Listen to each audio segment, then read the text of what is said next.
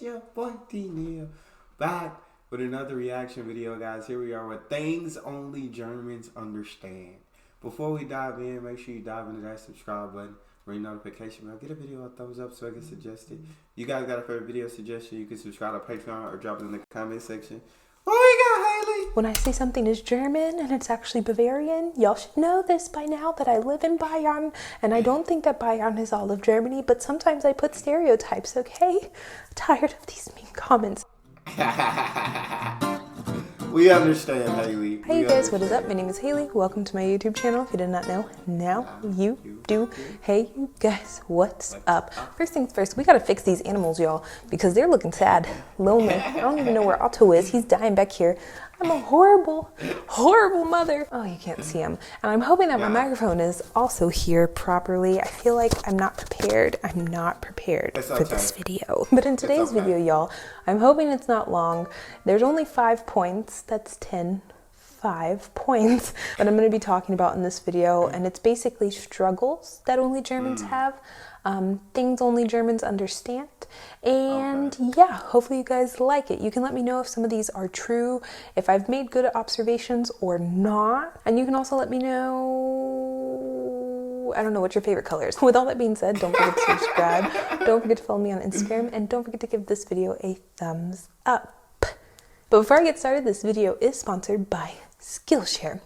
You guys knew that it was coming. I might make a playlist of all of the Skillshare videos that I've done because we're gonna skip this sponsor. We've been together a while. But if you guys want to check out the other videos, points. The first one, you guys, is going to be hard for me to explain. I'm going to try my best, and it's going to be the Dürren wet end, which sounds so disgusting. I hate saying moist or wet or it sounds nasty, but basically in Germany it's sort of like a burrito, but I've made a video talking about this exclusively. If you want to watch about the German Turkish Lieblingsessen, you can click the little video eye up there and it'll pop up for you, but it is this thing that you can eat. I'm not talking about the Döner, I'm talking about the Dürren, and it's this wrap, and usually you eat it upwards like this. I mean, you might be a serial killer if you eat your Dürren like this, sideways. I don't know, I can't trust people like that. I can't trust you, you're weird. When you're eating it from the top, it seems relatively dry and doesn't seem that wet, but then when you get to the bottom of it,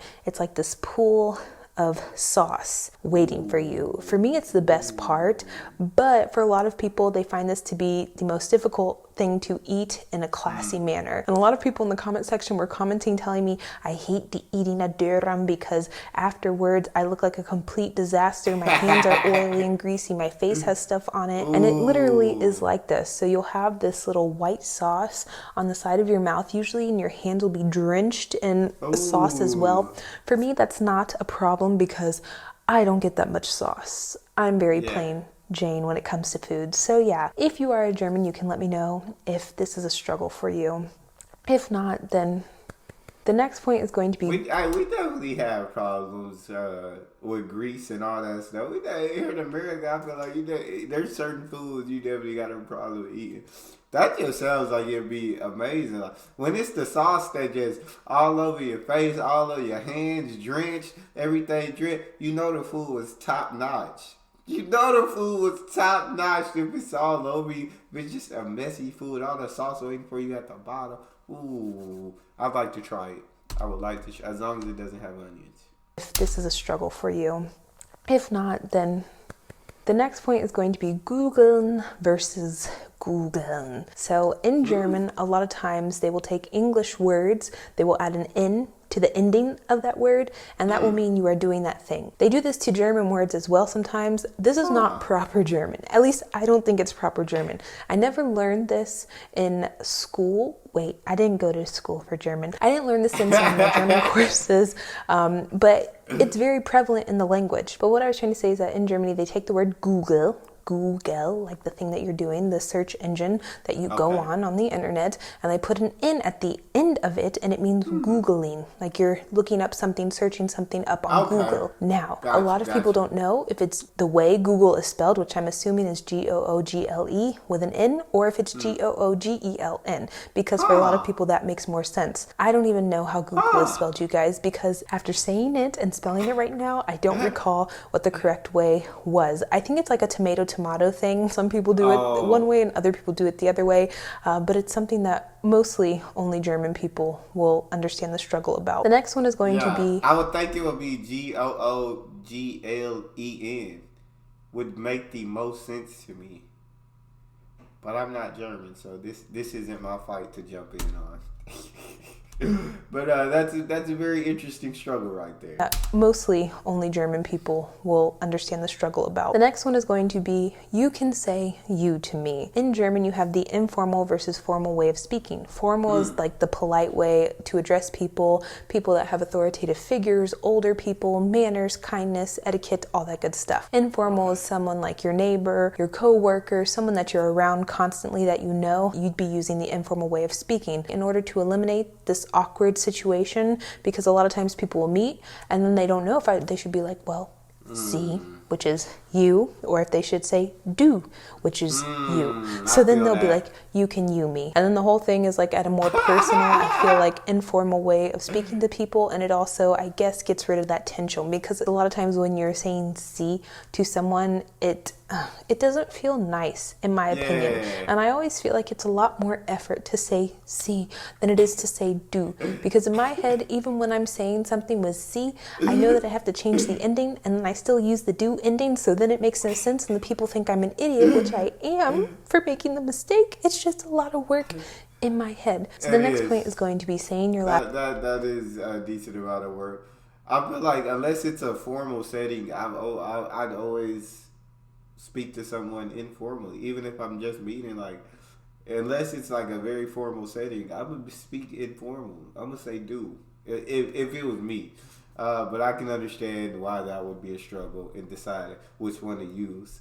Making the mistake, it's just a lot of work in my head. So the next point is going to be saying your last name in the phone. For me, I do not make phone calls, y'all, because I hate saying my last name like this, and I don't know how to properly do it. But in Germany, a lot of times when you're calling someone, or you're answering the phone, you're going to greet yourself, or you're going to introduce yourself with your last name. So let's say my last name is Smith. Someone calls me, hello, Smith. Or let's say that I call someone and I'm like, hello, Smith here. And then I always think to myself, how do they understand me and my name? Like, because when I answer the phone and someone says like, hier spricht blah, blah, blah, I'm just like, what did you say? Huh?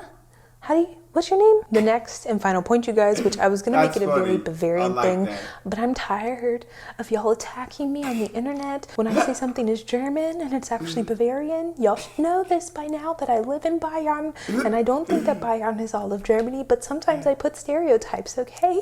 Tired of these comments. The last point, y'all, is going to be when you're driving anywhere in Germany and there's a car. It's usually a certain like type of car. In Bavaria, it's usually a BMW with like a 3 Series BMW, and there's this little antenna on the back, and you know that it's a cop car. So in other parts of Germany as well, they have like Audi, Mercedes, and other types of cars, like certain models of the cars that have a little antenna on the back, and you know it's a cop, which is very interesting because it's not a marked car, as in like, you know how the German cop cars look like. I'll put a picture here. No, these are normal everyday cars, or like it's usually a black or a blue car, I don't know. But they're going to try and get you. It's so interesting because we'll be on the Autobahn and there'll be like a BMW 3 Series black with a little antenna on the top, and there will be cars driving behind it, and I'm like, why is nobody passing this car? And Mike's like, that's a cop. And I'm like, how do you know that's a cop? He's like, you can just tell. There's 2 men that are sitting by themselves in the car. There's an antenna. It's a BMW 3 Series. Like, that's what they look like. I've learned to keep my eyes out now. I've also learned to keep my eyes out for the little vans, the caddy vans, I think they're called. I don't know if it's Volkswagen or not. And they are the things that have the Blitzer in the back. I don't know. You can also let me know if this is just a Bavarian thing, but I also want to know if the little rectangular van type things are the same in other parts of Germany that have the Blitzer in the back. Mike always is traumatized when he sees one driving, and he's always, I don't know, thinking that they're out to get him. I swear like, no, Mike, they're not. But yeah, those are all the points, you guys. Hopefully this video made you laugh. I hope it was lighthearted. Thank you so much for watching. Thank you to Skillshare for sponsoring this video. Don't forget to check out my link in the description box, you guys. And I hope you have a wonderful evening or day. I don't know when this video is going to go up. Preferably evening, though. So, bye. Nah, I feel that. I was gonna say I thought they had like blitzers, so like on the autobahn, like they not really pulling over speeding it because they got the blitzers when it's not as fast as you want to go, like they're ready to catch you whenever you going over the speed limit. But yeah, I don't pass cops either. If I know it's a cop in front of me, I will drive behind them. You will not see me pass them. But that's all we got for this one. If you guys got a favorite video suggestion, you can subscribe to Patreon or drop it in the comment section. Subscribe to the channel, ring notification bell, get a video a thumbs up so it gets suggested. Social media and Patreon are all up top. You can subscribe to any of it. Put all the links in the description. All you gotta do is hit the link, follow me, talk to me. Love talking to you guys. You guys are the most incredible team on YouTube. It's your boy Neal. Out.